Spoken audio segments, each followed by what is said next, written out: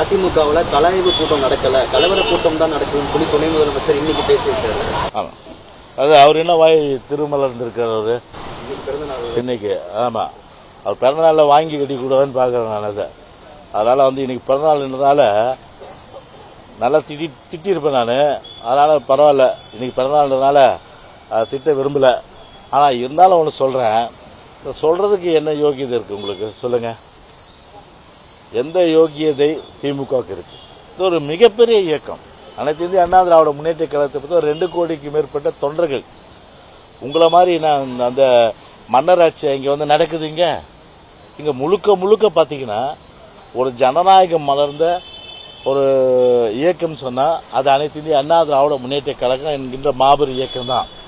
எனவே இது தொன்று பார்த்தீங்கன்னா எல்லா கட்சிகள்லையும் ஆரம்ப காலத்திலிருந்து பாத்தீங்கன்னா பல கட்சிகள்ல காங்கிரஸ்ல நடக்கும்.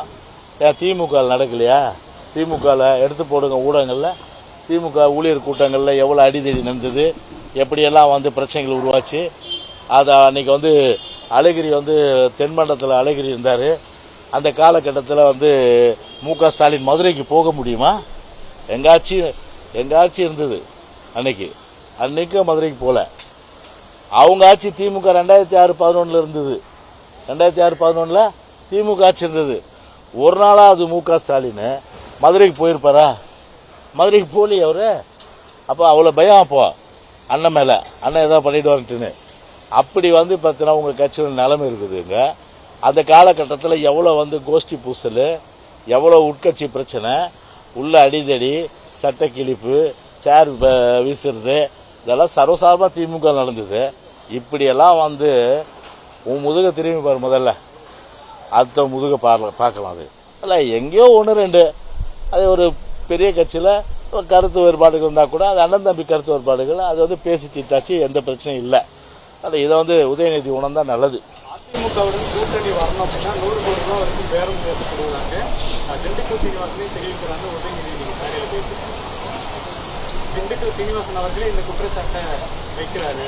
அதிமுகவுடன் கூட்டணி பேசக்கூடிய கட்சிகள் 100 கோடி ரூபாய் வரைக்கும் பேரம் பேசுறாங்க அப்படின்னு அவரே சொல்றாங்க. உதயநிதி இல்ல, அதாவது இது இண்டோர் மீட்டிங், ஓப்பன் அவர் பேசினாரு. இது இண்டோர் மீட்டிங்ல பேசுனது, இன் கேமரா மீட்டிங். இன் கேமரா மீட்டிங்ல பேசுறத போய் நான் போய் கருத்து சொல்ல முடியாது ஒரு விஷயம். ரெண்டாவது அவரே மறுத்துட்டாரு. திண்டுக்கல் சீனிவாசனே அந்த மாதிரி மறுத்துட்டார்.